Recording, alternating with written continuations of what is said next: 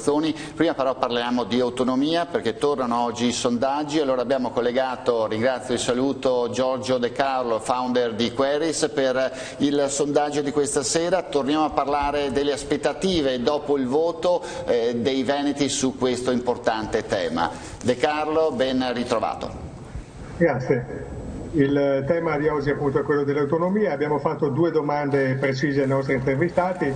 La prima è se ritengono che nel breve periodo, quindi entro il 2021, possano già dispiegarsi gli effetti e i risultati benefici dell'autonomia, e la seconda era eventualmente chi è responsabile dei ritardi di cui adesso l'autonomia che adesso l'autonomia sta subendo. Allora, per quanto riguarda la prima domanda, cioè la fiducia che gli intervistati hanno rispetto ai benefici che si possono avere nel breve periodo per il Veneto, il campione si distribuisce in questo modo. Il 25,7% degli intervistati, quindi un quarto, ritiene, ha molta o abbastanza fiducia che l'autonomia possa appunto entro il 2021 dispiegare alcuni primi benefici e risultati.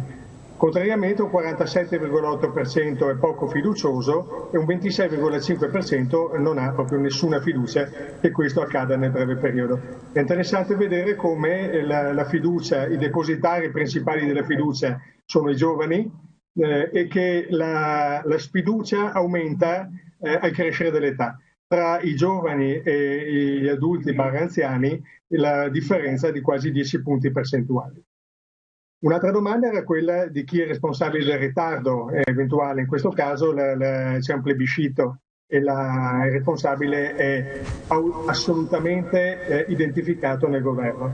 Il 78,6% degli intervistati ritiene che il governo ponga degli ostacoli al processo di autonomia, mentre il 13,5% attribuisce la colpa alle inerzie delle regioni. Grazie a Giorgio De Carlo, naturalmente con un altro sondaggio l'appuntamento è a martedì prossimo. Grazie De Carlo e arrivederci.